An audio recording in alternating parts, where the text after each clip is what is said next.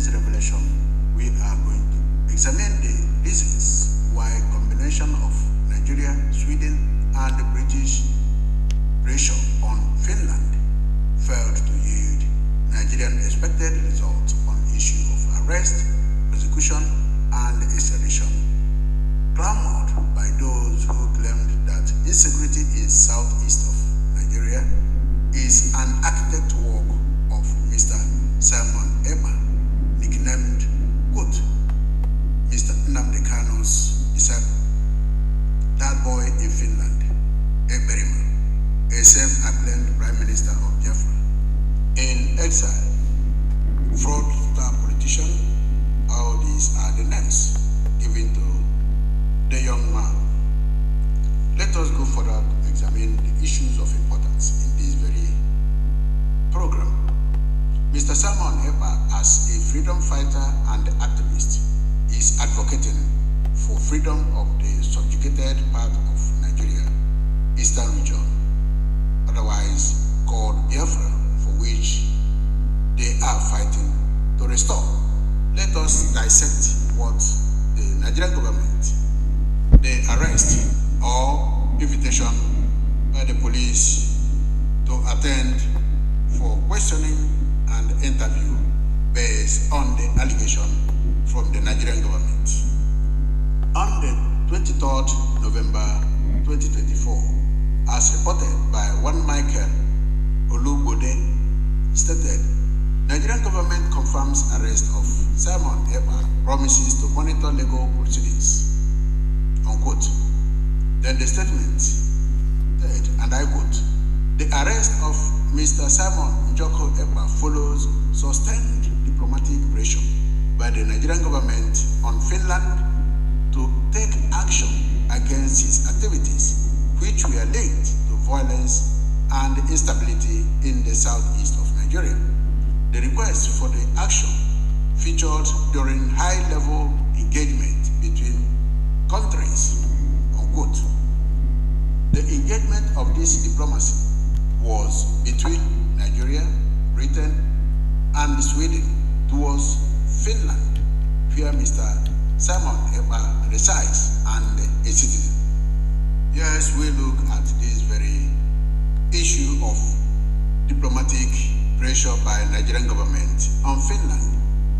According to the words of Nigerian Ministry of External Affairs, all these allegations were sent to Finnish authority. However, the Finnish authority presented the allegations before Mr. Simon Epka was channeled through the normal process via the police invitation, investigation, and the eventual court process. In presenting the case before Mr. Simon Epka, the police stated, it is alleged that you used social media platforms to spread separatist propaganda, incite violence, encourage illegal actions, which had caused sufficient disruptions in southeast of Nigeria. With this piece of allegation in mind, Media investigation team decided to find out the reality of violence in southeast of Nigeria and Nigeria at large. During this investigation, reference began with Ebonyi State, where Mr. Epka was born. The team found out, amongst all the attacks, the one that took place at Iselugu in Ebonyi State was used as a case study. In this violence from the Fulani Hismen, there was also a response and a speech from the Ebonyi State governor himself. Please, I implore you to watch this video.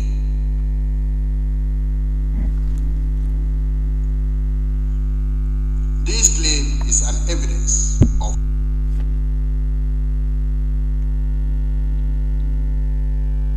a gift.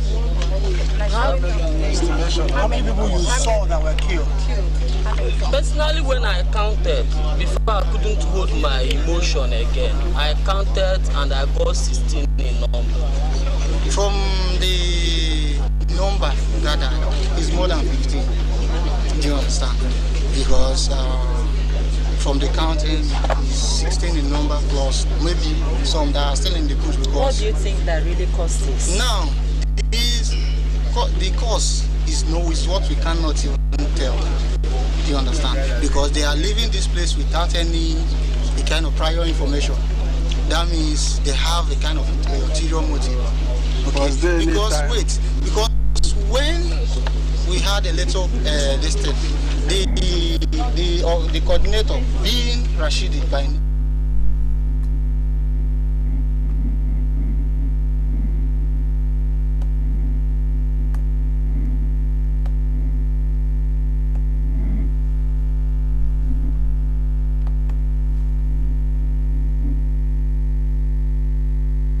but now, coming back, maybe, are you rating cow in respect of human being? Let me tell you, one thing you should understand, the one thing there is just that I urge the governor to know what to do about it. Meanwhile, Governor Dave Umahi has visited some of the villages where he condemned the attacks in strong terms. He gave the people the assurance of the government to do all within its powers to bring the perpetrators to justice. I got a very shocking news this afternoon about the attack on about 4 communities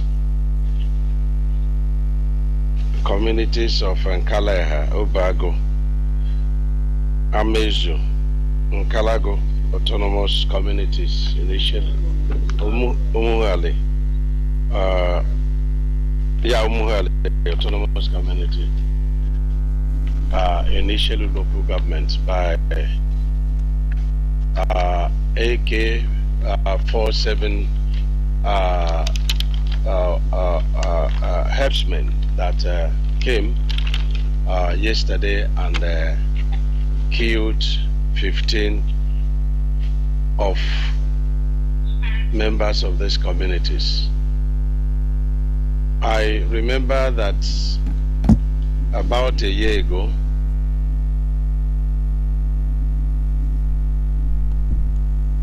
this claim is an evidence of violent attack in Ebonyi State, where Mr.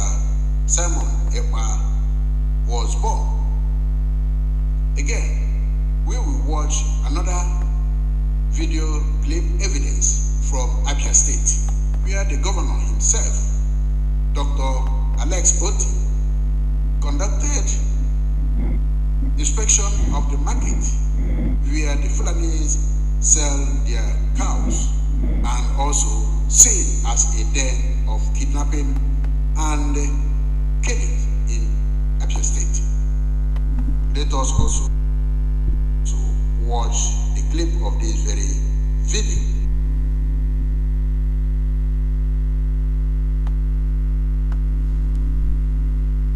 Showed that the ransom paid for kidnapped victims were always dropped off around Umwecheze cattle market in Lokbanta of Umunnochi local government area.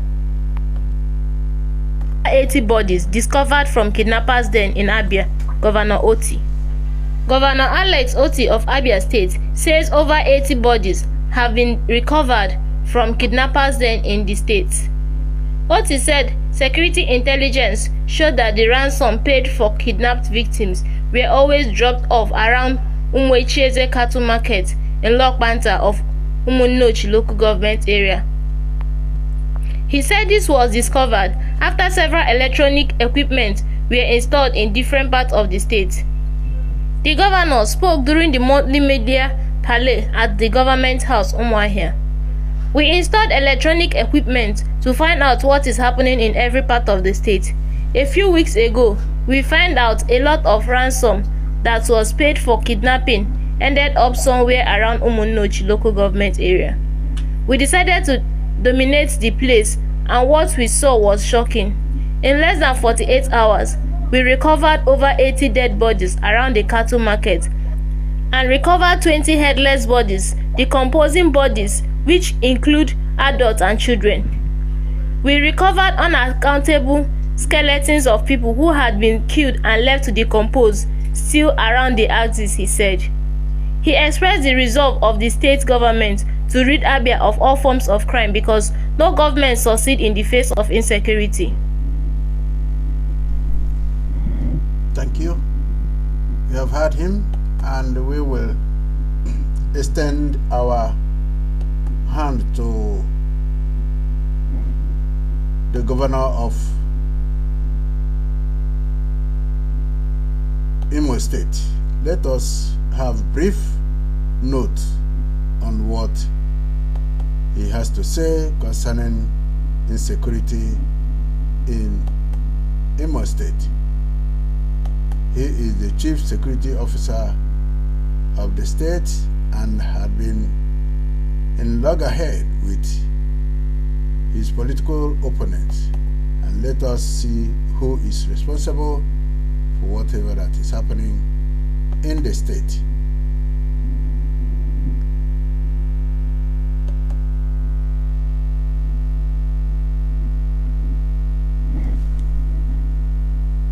Military intelligence know here.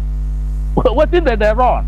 The Imo State Governor, Hope Uzodinma, has confessed that the prison break in Owerri on the 5th of April was not an IPOB attack but rather an attack sponsored by aggrieved politicians to destabilize the government of APC. In the attack that shockingly cost no lives, he said hoodlums sponsored by known politicians decided to destroy government properties in the state. A group of hoodlums, of course sponsored by some known politicians in Imo State, decided to destroy public infrastructure and government facilities, and attacked the correctional center facilities and also attacked the police state headquarters, put so many vehicles ablaze, broke the correctional facilities open, and the inmates escaped.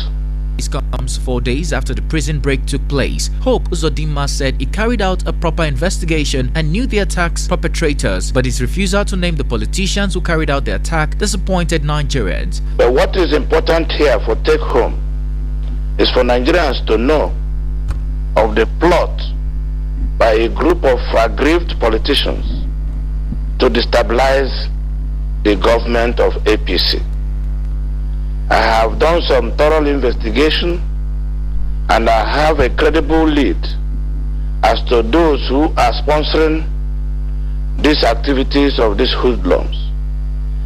I don't want to preempt the other investigations by security agencies. Hello guys, it's Tico here for African Glitz. Less than 24 hours after the attack.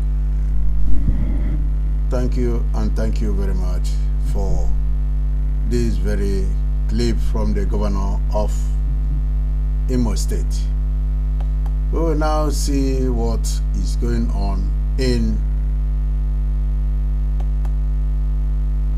the entire Nigeria and hear from a reliable source what is going on from a man who is highly respected within the military circle and the Nigerian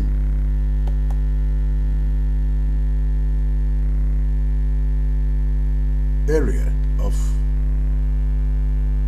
the government. Is former Chief of Army Staff. Let us see what. These are the two evidences coming from both Ebonyi and the Abia State. These are states from the southeastern region of Nigeria. Evidence shows that this has started for a very long time and has never stopped. Before anybody is blamed in the southeastern Nigeria and Nigeria at large, it is necessary to listen to the words of the former Nigerian Chief of Army Staff and the Defense Minister during the time of former Nigerian President, Chief Olusegun Obasanjo, in the name of General T.Y. Danjuma, whose native community had been attacked several times, and his evaluation and the role of Nigerian armed forces, which he accused them of colluding with the armed bandits against Nigerians. This is another evidence of past history militating against the Nigerian government.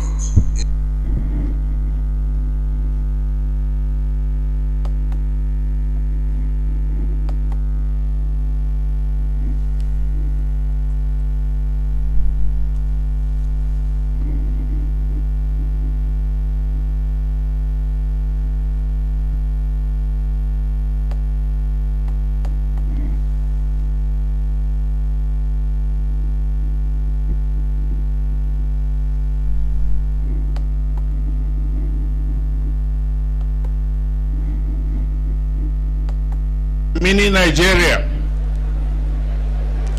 composed of various ethnic groups living together reasonably peacefully. But the peace in this state is under assault.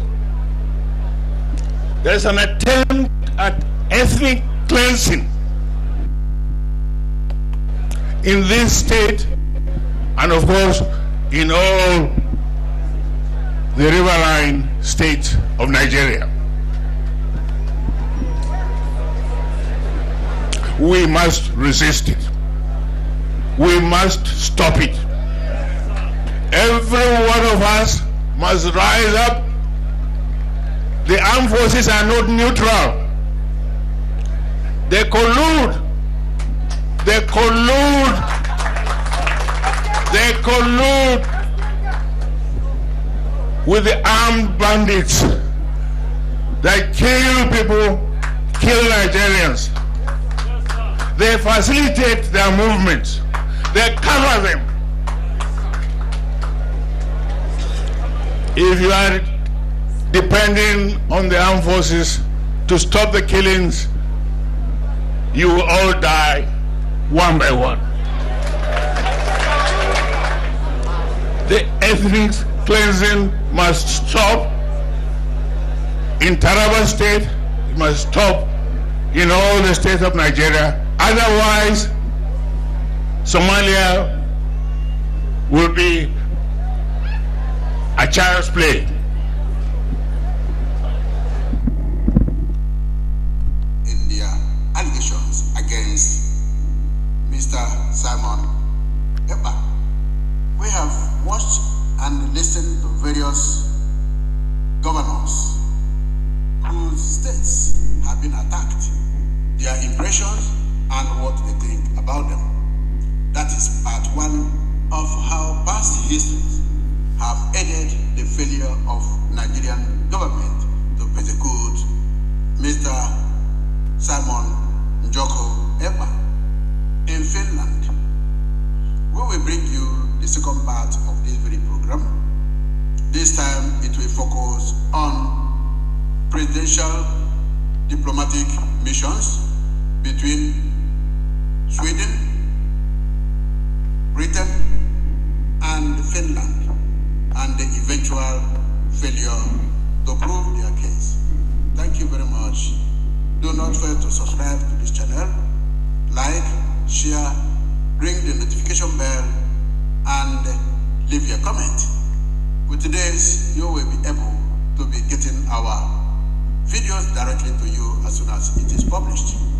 Thank you very much. Do not miss second part of the program, which will continue detailing how past histories have failed Nigeria, Sweden, Britain, and their diplomatic pressure on Finland to stop Biafran restoration. Thank you till then, but do not forget to look after yourself, your health, and take care of those around you who need your help. Thank you, and God bless you all. Bye.